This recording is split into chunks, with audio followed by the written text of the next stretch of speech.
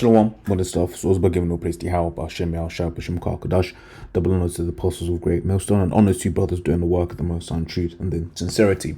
Yahweh's real name, of whom the world even calls God, Jehovah or Yahweh. His real name is Yahweh. His son's true name is Yahweh Shai, and when we pray Yahweh, Ba Hashem, Yahshua, meaning in, meaning da, and Sham, meaning names Yahweh and the name of Yahweh Shai. I just wanted to do this just quick lesson, on how something that I find very useful in the robot and ChatGPT specifically, which is basically this idea of projects, right? Now basically, the apostle Taha, Spirit had him, say, something about languages, but, in the Spirit, it's one of them ones where, this year I want to, if the Spirit allows, do more, more videos in Korean and stuff like that, try and make it a weekly, thing. Especially, I'm not fluent in a language by any stretch of the imagination, but one thing when you're when brothers doing videos in in another language, whether it's one maybe they were born in that country but they didn't speak it for a while, or it's not something that they're that fluent in, one of the things that we brothers try to do, and why sometimes it's hard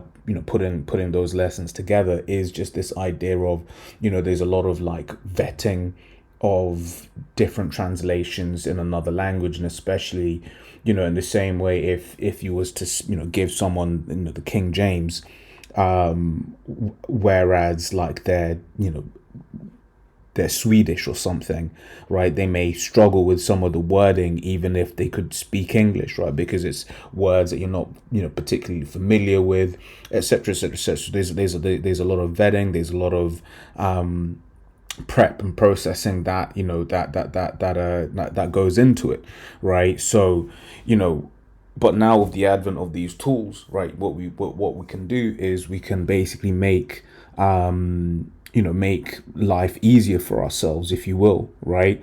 But then this idea of like projects and ChatGPT, right? What I like to do, right? So you come here on the side, projects, and you click new project, right? But the thing that makes it really powerful, right, really good, right, is this bit here, right? Edit instructions, right?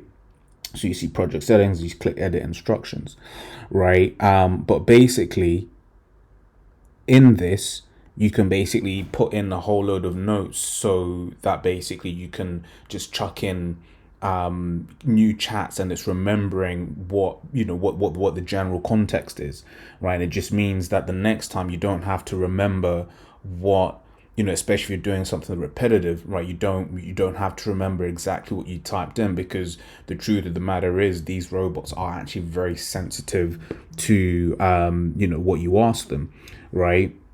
So in this, basically, this all of this stuff, this is referred to as markdown, right? And once again, it's really with these things, if you want it to do something, you kind of have to, like I said, be very, very pedantic with it, right?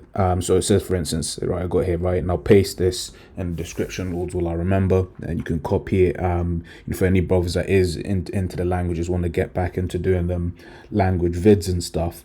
But it says general notes. I'm putting together videos about the Bible, but I'm doing so in Korean. I want to strike a casual tone, right? So for instance, Korean, you've got several different versions of speech, right? So the Korean that you watch on the news is very different to the Korean that you will speak day to day, okay?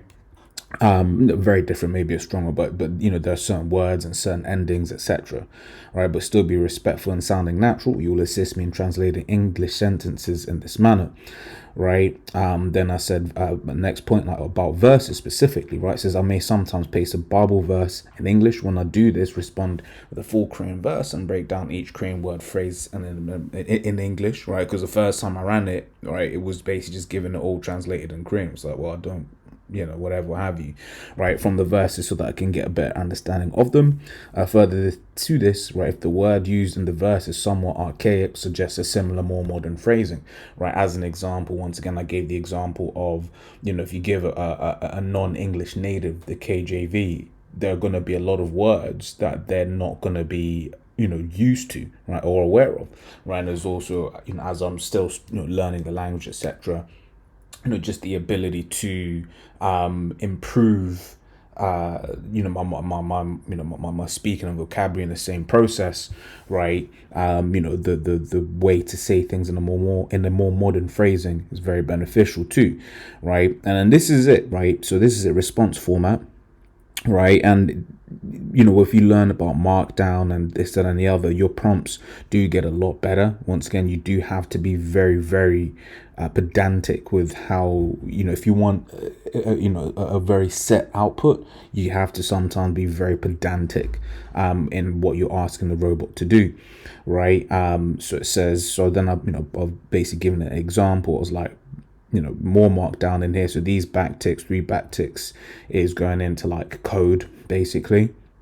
So it says, gave a label, right? And so I'm giving it exactly the output that I want, right? And then I say the verse in Korean, give the example output, verse in English, and then before it was just picking what version. So then you have to be specific. No, I want it in the KJV, right? And I give the KJV example, and then I say a more modern spoken Korean translation, right? And then one of the things, and this is what I was, referring to earlier on about why sometimes it is a little bit, more, time consuming, putting these kind of foreign language lessons together, is this idea of like, it's very hard to, not very hard, but it's not that easy to basically, work out the whether the sentiment is still the same, like especially if there's a word in the middle, right? For us, you may just translate it as, for instance, just as important, but actually it may have a stronger or a lesser meaning, or that's a very contrived example, but just using the thing to be like, the original verse in Korean is however much similar to the English, right? Now I've left this there like this because I didn't want it to get confused, but I have said further down what I want it to do, right? And then I basically give an example of an output, right? So because I know the construction of these words. So this is the name of the Lord. So in Korean, that's Yo, that's Ho, and that's Wa. So in Korean, they would say Yehovah, right? Right. We know it's Yahweh, right? And then this here, because I know what it means. I know that's important. That's a possession marker, blah, blah, blah, and what it means, right? And then I gave this example of like it highlighting as an example, like just giving a highlight of just to be like, this isn't archaic, but however, outside, church context, people would say Hananim. So Yahweh is the name of the Lord, right? They would say Yehovah, right? But then if you're just saying Lord, you'll say Hananim, right? As an example here, right? And then basically I did the exact same thing here, but I said of the more modern spoken Korean version, right? And then you give it notes, because first time it was returning things I didn't want it to do, right? And then other times it was returning it in Korean. That's like the whole point of this, is to help me better understand it, right? And then score is something along the lines of identical to, very similar to, very different, etc., right? It is used to determine whether the Korean verse has the same sentiment as the English verse, right? So I already saved that. So I was going to do another one on the name of the Lord is Spirit. I was just thinking about this yesterday. So just basically putting it together. And you see, it's pretty much followed my instructions as as I requested it, right? So you see, it's got the verse at the top, the original verse, the English verse, the more spoken verse, right? And you know how it is when we're out in the streets, when you're explaining something to someone, right? This is more what I would, try and say to them, right? And then, there you see the score. It says the original Korean Bible verse is very similar to, almost identical in meaning to the English, right? And then you see that it's then just given a breakdown, right? Of everything, right? So you see that it's picked up that I wanted to know about this, right? Airman, the name, topic, Aram, and topic marker, this, etc., etc., etc., right? Once again, this is what Kyon Go Han, right? Strong, firm, solid, right? Feels a bit literary, not everyday spoken Korean. What I did, want it to do here is to give it, give an alternative, but that's okay because further down here I've said actually, give that same verse in a more, modern spoken variant, right? Not for the sake of Jane, but just more for my own, vocabulary, improving my own vocabulary, as you see here, right? And here you see that it's actually done the comparison to what was up there, right? So Tum Tum Han is more what you would say in everyday Korean as opposed to Kyongo Han, right? And that's it. Right, and then let's just do a live test. There's something in tech we always say you never do a live test. So let me think. Have I done one on the color of the Lord? What is it? Let's just do Revelation 1. Let's see one real quick. Where are we gonna start from? Yeah, it's going to be quite long, so that might get confused. Just trying to think of a verse, but let's try it. Let's see what happens. Revelation 1:13 through 15, right? Let's find out. Let's see what the robots do. I've already seen that it's named it funny, so this is going to be interesting what it ends up doing.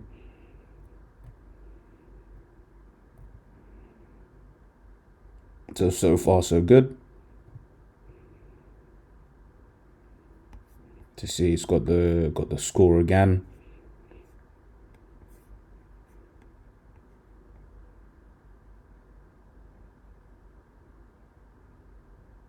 Right, but what it's not done is it's not it's done it here, right? Archaic, less common terms, right? So it's basically put it there.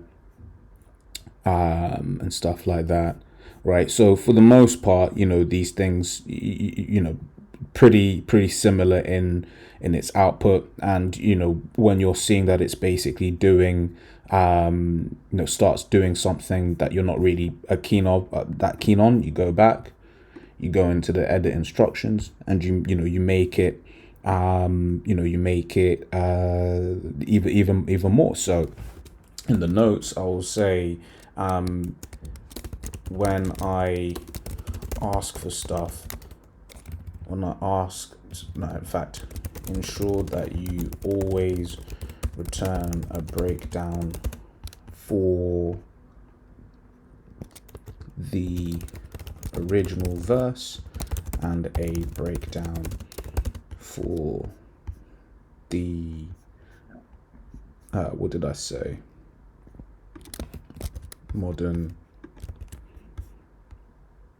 etc. Right, and then because we're here, we'll just run it one more time, same thing, see what it does. Now this is what we've referred to as not deterministic, i.e. you don't get the same result twice even if I didn't change anything, which is why when you put things in ChatGPT it always changes, right? But let's run it again and then we can close this out. Yeah, you see it's gone crazy now.